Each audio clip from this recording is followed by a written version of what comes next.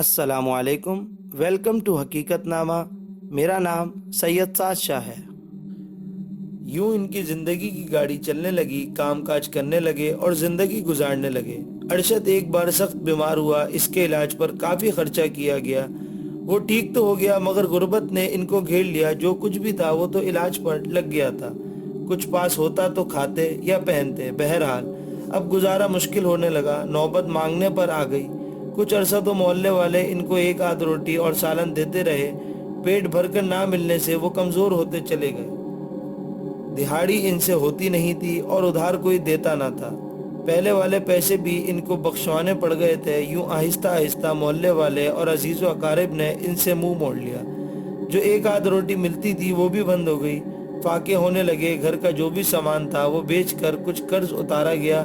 اب کچھ بھی نہ تھا کہ وہ بیچ دیتے، کام ان سے نہیں ہوتا تھا۔ یوں 2 دن ان کو سوائے پانی کے کچھ بھی کھانے کو نہ ملا۔ بھوک سے برا حال تھا۔ ارشد بھوک مٹانے باہر گیا کہ شاید کوئی اللہ والا ان کو کھانے کے لیے دے دے، مگر کسی نے ایک پائی بھی نہ دی۔ بھوک نے سب سوچیں ختم کر ڈالی تھی۔ اسے دن بھر مانگتے ہوئے گزر گیا، شام کو مگر کچھ بھی نہ ملا۔ بازار میں کھانے کی چیزیں تو تھی مگر جیب میں کچھ نہ تھا، کہاں سے خریدتے؟ مایوس واپس لوٹنا پڑا۔ راستے میں ایک جگہ کھانے پینے کی دکان دیکھ کر ارشد سے رہا نہ گیا۔ وہ جلیبیوں پر ٹوٹ پڑا مگر دکان کے مالک نے ایک ٹکڑا بھی اس کے منہ میں نہ جانے دیا، الٹا اتنا مارا کہ وہ لہو لہان ہو گیا۔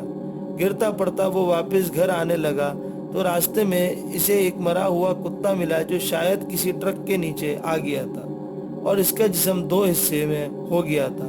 اس کے اندر کے اعضاء دکھائی دے رہے تھے اور بدبو آ رہی تھی۔ کتے کے گوشت کو دیکھ کر اور بھوک کے مارے اس سے رہا نہ گیا۔ اس نے اسی مردہ کتے کو بغل میں اٹھا کر چھپایا اور گھر لا کر فوراً اسے کڑھائی میں ڈالا اور چولہے پر رکھ دیا۔ آگ جلائی اور پانی بھی کڑھائی میں ڈالا۔ منیر بھوک سے بے ہوش ہو چکا تھا اور کھانا کھانا مانگ رہا تھا۔ اس نے تیزی سے کتے کے گوشت کا ادھ بنا ہوا ٹکڑا اس کے منہ میں ڈالا اور وہ اسے آہستہ آہستہ چبانے لگا اور حلق سے اتارنے لگا۔ گوشت کھانے سے اس کے اندر کچھ ہمت پیدا ہوئی اور وہ اٹھ بیٹھا اور بھائی سے مزید گوشت مانگا۔ بھائی نے اسے تھوڑا سا صبر کرنے کو کہا مگر وہ نہ مانا، اور وہ مانتا بھی کیسے؟ 3 دن سے جو بھوکا تھا، بھوک اس سے اب برداشت نہیں ہو رہی تھی۔ وہ تیزی سے اٹھا اور کڑھائی کو اتار لیا اور اس میں موجود کتے کے گوشت کو ہاتھ کی مدد سے کھانے لگا۔ گوشت بہت گرم تھا، اس نے اس کے ہاتھ جلائے، منہ بھی جلایا، مگر وہ پاگلوں کی طرح کھانے لگا۔ وہ حرام جانور کے حرام گوشت کو ایسے کھا رہا تھا جیسے وہ بکرے کا گوشت ہو۔ ارشد نے بھی اسے کتے کے گوشت کو جی بھر کر کھایا۔ جب بھوک مٹ گئی تو تب عقل نے کہا تم نے کیا کیا، ایک کتے کا گوشت کھا لیا۔ مگر دل نے اور پیٹ نے کہا اور کیا کرتے، شکر ہے کہ یہ بھی ملا، شاید ان کو قے بھی آ جاتی، مگر جب پیٹ بھر گیا تو قے کا کیا سوال۔ یوں وہ انسانوں سے درندے بن گئے، مگر مرے ہوئے یا زندہ کتے یا مرغی جو بھی جاندار ان کو ملتا وہ بھوک سے کھانے لگے اور اپنی بھوک کو مٹانے لگے۔ کچھ عرصہ تو یوں ہی گزر گیا اور ان کا پیٹ ہر روز بھرنے لگا، مگر کچھ عرصے بعد یہ سلسلہ بھی رک گیا، کیونکہ اس گاؤں میں جو آوارہ کتا یا بلیاں تھی وہ سب کی سب ان کے پیٹ میں تھی۔ جب یہ بھی سارے کام آ گئے تو پھر سے فاقے ہونے لگے اور اس دوران ان کے محلے کا ایک نوجوان لڑکا فوت ہو گیا۔ وہ اس کے جنازے میں گئے۔ 27 سال کا عمران ان کے ساتھ بہت ٹھیک تھا، وہ ان کی روز کچھ نہ کچھ مدد کرتا تھا۔ اب وہ آسرا بھی چلا گیا تھا۔ شام کو اسے دفنایا گیا تو وہ دفناتے وقت تک قبر کے پاس ہی یہی رہے۔ عمران کے مرنے کا دکھ سب سے زیادہ ارشد اور منیر کو تھا۔ وہ بہت روئے۔ بہرحال جب سارے واپس آنے لگے تو ان کو بھی ساتھ لے آئے اور رات کا کھانا ان کو دیا۔ کافی دنوں بعد ان کو انسانی خوراک جو کہ انسان کھاتے تھے یعنی روٹی اور سالن ملا۔ ایک بار تو روٹی کو دیکھ کر بھائیوں کے آنسو روانہ ہو گئے، کیونکہ کافی عرصے سے وہ جانوروں کا حرام گوشت کھا رہے تھے اور اب ان کی عادت بن چکی تھی۔ روٹی کھانے لگے تو روٹی نے ان کو مزہ نہ دیا، بلکہ ان کو روٹی کھا کر قے آنے لگی۔ ان کا پیٹ اس روٹی کو قبول ہی نہیں کر رہا تھا۔ ایسے لگ رہا تھا جیسے روٹی ان کے لیے اجنبی یا حرام کھانا ہو۔ انہوں نے کوشش تو بہت کی مگر دو نوالوں سے زیادہ نہ کھا سکے۔ وہ انسان ہو کر بھی اب انسانی غذا نہیں کھا پا رہے تھے۔ دیکھ کر بھائیوں کے آنسو روانہ ہو گئے، کیونکہ کافی عرصے سے وہ جانوروں کا حرام گوشت کھا رہے تھے اور اب ان کی عادت بن چکی تھی۔ روٹی کھانے لگے تو روٹی نے ان کو مزہ نہ دیا، بلکہ ان کو روٹی کھا کر کیے آنے لگی۔ ان کا پیٹ اس روٹی کو قبول ہی نہیں کر رہا تھا۔ ایسے لگ رہا تھا جیسے روٹی ان کے لیے اجنبی یا حرام کھانا ہو۔ انہوں نے کوشش تو بہت کی مگر دو نوالوں سے زیادہ نہ کھا سکے۔ وہ انسان ہو کر بھی اب انسانی غذا نہیں کھا پا رہے تھے۔ روٹی نے ان کو بالکل مزہ نہ دیا اور بھوک ویسی کی ویسی ہی رہی۔ مجبوراً اٹھنا پڑا اور وہی کھانا جو وہ روز کھاتے تھے اسے ہی ڈھونڈنا پڑا۔ مختلف گلیوں میں گھومے اور گاؤں کے باہر کا بھی چکر لگایا کہ شاید کوئی کتا یا بلی مل جائے، مگر نہ ملا۔ وہ قبرستان میں آئے جو عام طور پر کتوں کا مسکن ہوتا ہے، مگر سارے قبرستان کا چپا چپا چھان مارا، کچھ نہ ملا۔ بھوک نے پھر ان کا برا حال کر دیا، چلنا بھی دوبر ہو گیا تو اسی عمران کی قبر پر آ بیٹھے۔ جو ٹائم گزر رہا تھا بھوک کی شدت میں اضافہ ہوتا گیا۔ کھانے کو کچھ بھی نہ تھا کہ وہ کھاتے، اتنی سکت بھی نہیں تھی کہ گھر چلے جاتے یا مزید گشت کرتے۔ سوچ کر پاگل ہونے لگے کہ کھانا کہاں سے ڈھونڈا جائے، مگر عقل میں کچھ نہ آیا۔ مجبوراً ہاتھوں کو کاٹنے لگے۔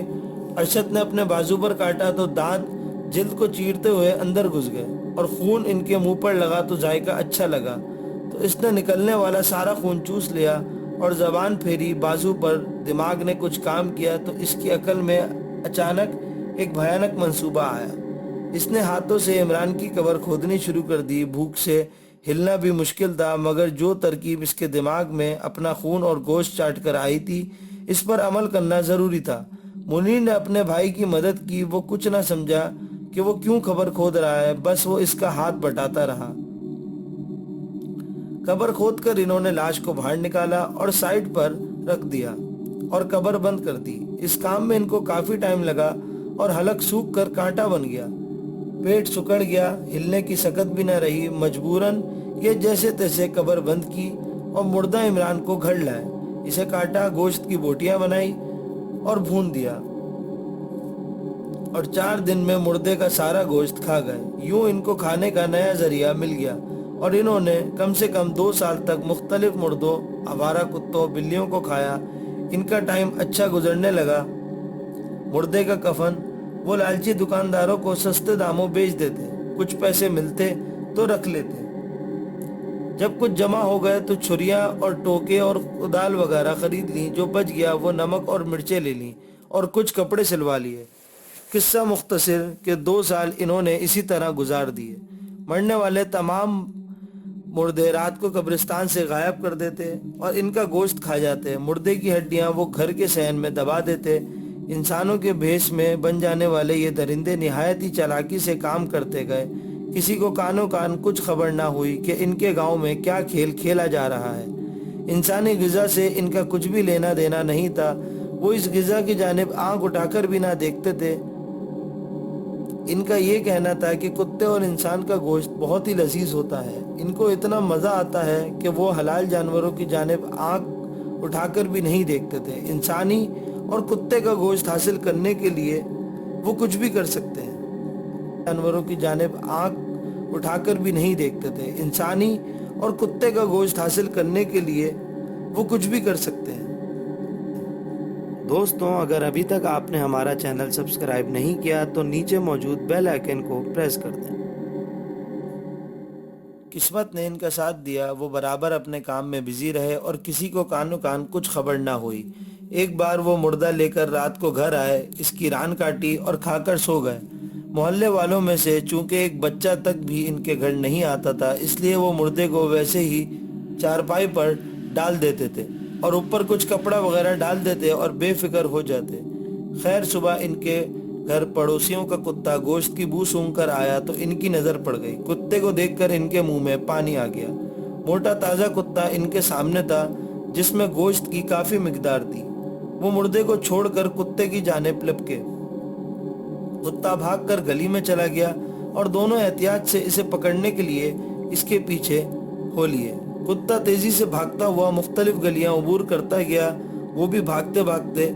کتا کافی دور نکل گیا تھا اور قبرستان میں آ گیا۔ مسلسل بھاگنے سے اس کے منہ سے پسینہ پانی کی طرح بہہ رہا تھا، مگر وہ اپنے پیچھے پڑے دو انسانوں کے ہاتھ نہیں آنا چاہتا تھا، مگر بھاگ بھاگ کر اس کی ہمت جواب دے گئی اور وہ قبرستان میں ایک جگہ تھکن سے نڈال ہو کر گر پڑا اور لمبے لمبے سانس لیتا ہوا اپنی سانس درست کرنے لگا۔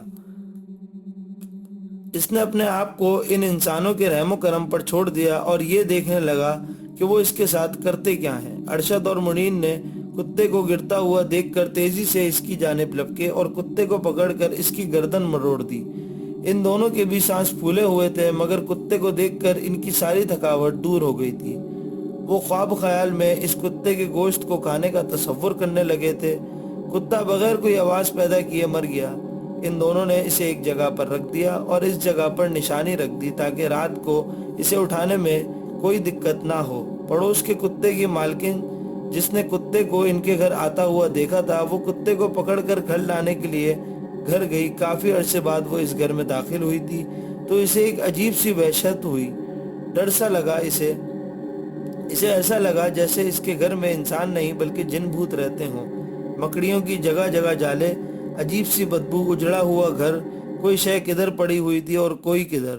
صحن بھی جگہ جگہ سے کھدا ہوا تھا۔ کھدے ہوئے صحن والی جگہ پر مکھیاں بنبنا رہی تھی جیسے اس کے اندر کوئی مردہ جانور ہو، اور بدبو بھی وہیں سے اٹھ رہی تھی۔ اس نے ناک پر ہاتھ رکھ لیا۔ کوئی ہے؟ 35 سالہ عشرت نے یہ فقرہ 3 بار کہا، مگر اسے کوئی جواب نہ ملا۔ وہ اندر کمرے میں گئی تو کڑھائی میں گوشت پک رہا تھا اور وہاں بھی تیز بدبو پھیلی ہوئی تھی۔ اس کا وہاں مزید رکنا محال ہو گیا۔ وہ تیزی سے باہر کو مڑی۔ مڑتے وقت اچانک اس کی نظر بائیں طرف پڑی ہوئی چارپائی پر پڑی جس پر کوئی وجود لیٹا ہوا تھا۔ اس کے اوپر سفید رنگ کی لہو بھری چادر پڑی تھی۔ یہ دیکھ کر وہ خوفزدہ ہو گئی اور تیزی سے بھاگ کر گھر آ گئی۔ گھر جا کر اس نے اپنے بھائی کو سارا واقعہ بتایا۔ نعمان تیزی سے اس کے گھر آیا اور اس نے کمرے میں پڑے وجود کو دیکھا تو اسے بھی خوف محسوس ہوا۔ اس نے عشرت کے ساتھ مل کر چادر ہٹائی اور جب اس کا چہرہ دیکھا تو ان کی سٹی گم ہو گئی۔ حیرتوں کا پہاڑ ان پر ٹوٹ پڑا۔ مارے حیرانگی سے وہ بت کے بت بنے کھڑے ہوئے تھے۔ سامنے والا وجود ان کا رشتہ دار ریحان کا تھا جو چند یوم قبل انتقال کر گیا تھا، اور وہ اسے منو مٹی تلے دفنا کر آئے تھے اور اس کا کل بھی ہو چکا تھا۔ مگر یہ یہاں کیسے آیا؟ عشرت نے پوری چادر ہٹائی تو ایک بار پھر ان پر خوف کا غلبہ چھا گیا۔ دہشت سے ان کے جسم کانپنے لگے اور لہو رگوں میں منجمد ہو گیا۔ اس کی دونوں ٹانگیں کٹی ہوئی تھی۔ پاس ہی ایک بڑا سا ٹوکا پڑا تھا جو خون آلود تھا۔ اس کا مطلب تھا کہ مردہ ریحان کی دونوں ٹانگیں اسی تیز دھار والے ٹوکے سے کاٹی گئی تھی، اور یقیناً کڑھائی میں پکنے والا گوشت بھی ریحان ہی کا تھا، اور باہر کھدے ہوئے صحن میں یقیناً اس کی ہڈیاں ہی ہوں گی۔ پھر ان پر خوف کا غلبہ چھا گیا۔ دہشت سے ان کے جسم کانپنے لگے اور لہو رگوں میں منجمد ہو گیا۔ اس کی دونوں ٹانگیں کٹی ہوئی تھی۔ پاس ہی ایک بڑا سا ٹوکا پڑا تھا جو خون آلود تھا۔ اس کا مطلب تھا کہ مردہ ریحان کی دونوں ٹانگیں اسی تیز دھار والے ٹوکے سے کاٹی گئی تھی، اور یقیناً کڑھائی میں پکنے والا گوشت بھی ریحان ہی کا تھا، اور باہر کھدے ہوئے صحن میں یقیناً اس کی ہڈیاں ہی ہوں گی۔ کھدے ہوئے صحن میں یقیناً اس کی ہڈیاں ہی ہوں گی۔ ساری کہانی ان کی سمجھ میں آ گئی۔ نعمان تو خیر خوف پر قابو رکھ گیا اور غصے کو بھی دبا لیا، مگر عشرت سے یہ سب برداشت نہ ہوا۔ اس کی گونجنے والی بھیانک چیخوں نے آن واحد میں محلے داروں کو متوجہ دیا اور تمام لوگ تھوڑی دیر میں اکٹھے ہو گئے۔ عشرت نے ڈرتے ڈرتے سارا ماجرا کہہ سنایا، جس سے گاؤں والوں میں غم و غصے کی شدید لہر دوڑ گئی۔ ان کو یقین ہی نہ آیا کہ ایسا بھی ہو سکتا ہے، مگر اندر کی صورتحال نے ان کو یقین کرنے پر مجبور کر دیا۔ گھر میں سب کو بکھری ہوئی مردوں کی ہڈیاں، کھدی ہوئی جگہ اور ان کے جسموں کو کاٹنے والا سامان دیکھا۔ تمام لوگوں میں خبر آگ کی طرح پھیل گئی۔ جو بھی یہ سنتا وہیں بھاگا چلا ہوا تھا، اور پھر کسی نے پولیس کو بھی اطلاع دیا، اور پھر پولیس آئی۔ لاش کو قبضے میں کر لیا گیا۔ سارے سامان کی تلاشی لی گئی۔ کافی سارے کفن اور چھریاں ٹوکے کی بھی برآمد ہوئی۔ کھدی ہوئی جگہ پر کھدائی کی گئی تو وہاں سے ہڈیاں نکلی، جن کا ڈی این اے کرایا گیا تو پتہ چلا کہ ان میں کچھ انسانوں کی ہڈیاں تھیں اور کچھ کتوں کی۔ لوگوں نے ان دونوں کی تلاش شروع کر دی، اور قبرستان سے واپس آتے ہوئے ارشد اور منیر کو بھی گاؤں والوں نے چپے سے پکڑ لیا۔ ریحان کے گھر والوں کا سب سے برا حال تھا۔ انہوں نے ان دونوں کو مار مار کر برا حال کر دیا۔ انہوں نے مار کھانے کے بعد تمام کہانی کہہ سنائی۔ تمام لوگ ان کی سنائی ہوئی کہانی سن کر توبہ توبہ کرنے لگے۔ یوں انسانوں کے درمیان رہتے ہوئے درندے بالآخر اپنے انجام کو پہنچ گئے۔ آج بھی لوگ ان کی کہانی کو یاد کر کے کانپ کر رہ جاتے ہیں۔ میں کہانی سننے کے بعد حیران سا رہ گیا کہ دنیا میں کیسے کیسے لوگ رہتے تھے اور کیسے کیسے گھناؤنے کام کرتے تھے۔ کیا ایسے لوگ انسان کہلانے کے قابل ہوتے ہیں؟ ہرگز نہیں۔ شام نگر دنیا کے کسی بھی حصے میں ہو، لیکن تھے تو وہ انسان جو انسانوں کے روپ میں انسانوں میں رہتے ہوئے بھی انسان نہ تھے، انہیں کام کرتے تھے۔ کیا ایسے لوگ انسان کہلانے کے قابل ہوتے ہیں؟ ہرگز نہیں۔ شام نگر دنیا کے کسی بھی حصے میں ہو، لیکن تھے تو وہ انسان جو انسانوں کے روپ میں انسانوں میں رہتے ہوئے بھی انسان نہ تھے۔